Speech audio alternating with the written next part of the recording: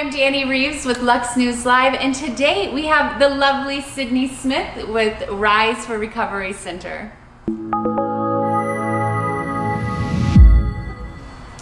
Welcome, Sydney. Thank you so much for coming here today. We're really excited to see you again. Yeah, I'm excited to be here too. Happy New Year. Yeah, thank you. Speaking of that, that's my first question. Now, we did an article with you, and I found it really interesting about a subject that you talked about when you see New Year's resolutions and what the holidays really do with your patients and addictions. Can you tell us a little bit about what you see there?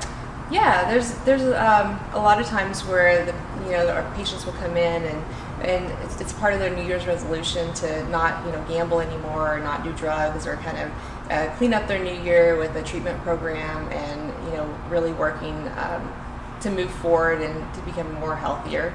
Yeah. So, but on the flip side of that, before the new year, it tends to be a binge, or I'm gonna, this is my last use, or this is my last bet, and I'm gonna go all out before the new year. And then by the time they come in and set the resolution, there could be a lot of damage that has occurred in a shorter period of time.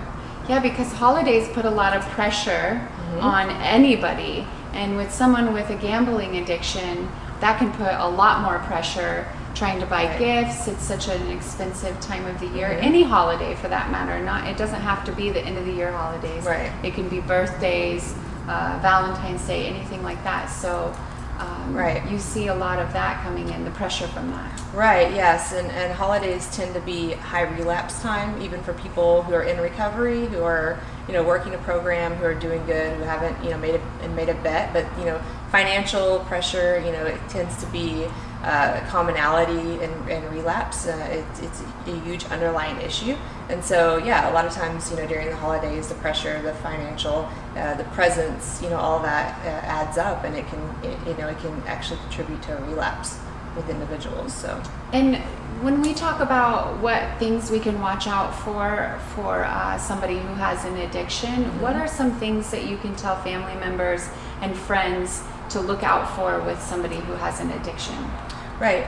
There's several common factors, and a lot of that is, changes in mood swings, up and down moods, restless, irritable, and discontent. Is there a lot of anger outbursts? Is there a lot of secrecy, hiding behaviors, unaccounted for time? With gambling, a lot of it can be financial issues. Money gone missing, unaccounted for money.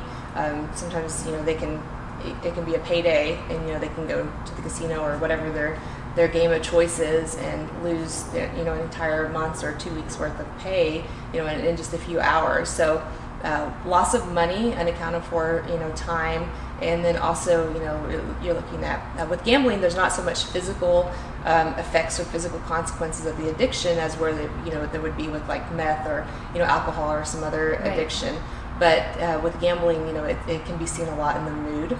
And so, just kind of watching for the red flags. Well, that's really interesting. Thank you so much for giving us all that advice. I'm sure that advice is going to come in handy to a lot of people out there. And thank you for coming. Yeah, thank you.